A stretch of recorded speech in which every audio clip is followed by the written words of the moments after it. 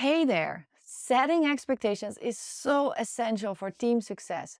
Without clear expectations, there is nothing to give feedback on. In this video, I'm going to guide you through how to do this. First of all, align their work to the bigger company goals. How does the task, the job, the activities you expect from them, how does that fit in the bigger picture? How will it contribute to the team's success, to the organizational objectives, in achieving their vision and their mission? This helps team members understand that what you're asking from them has value. It will have impact on the bigger scheme of things, and it will make their work more meaningful. Define success clearly. We don't spend enough time articulating what great looks like. Give clear criteria when something will be good, when something will be good enough, when something will not be good enough, and when something is over-delivered. Providing this framework with multiple anchor points, more than I just need you to do this, it's so much more helpful. Imagine I'll tell you, I need you to hit 100. Then what do you know? Is 97 good enough? Or is 80 good enough? Will you fire me if I hit 95? Or will you praise me when I hit 92, even though we missed the target? You want to be explicit.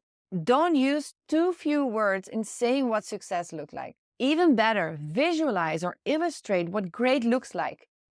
Instead of saying, I want you to make a report on the analysis that you run, sit down and outline what such a report looks like. Oh, chapter A should at least be this many pages. Chapter B, I think, should be done in just 2 pages. This also helps give guidance that if you see somebody spending days and days on a chapter that you thought was going to be very small, then you know that you can steer and you can give some feedback. But if you didn't say this up front, it's going to be a lot of conversations that you need, and it's going to be harder for you to feel comfortable giving feedback on such a performance. And then make sure you regularly check in on these expectations and whether they still hold.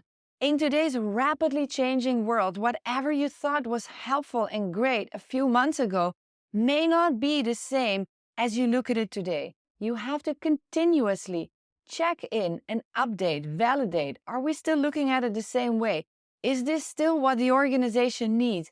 Is this still what great looks like? Be okay to improve, to change, to make some add. Whatever you do, setting expectations, I strongly believe, is something you should do together with the team member. Ask them for their input. Ask them, hey, what can I most reasonably expect from you?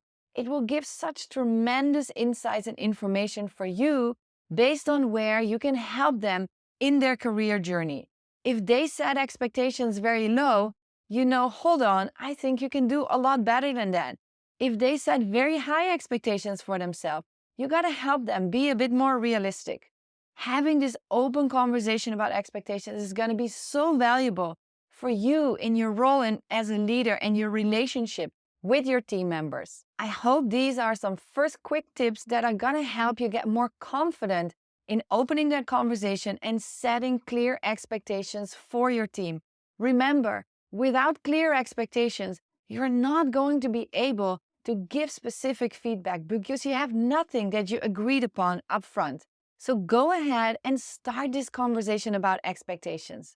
I know you'll be able to do this. Just a quick thing I want to share. I created a checklist that lays out every single step to follow to prepare well for giving feedback. I don't have to tell you that being prepared makes all the difference. So go ahead, click on the link below and get that checklist for free.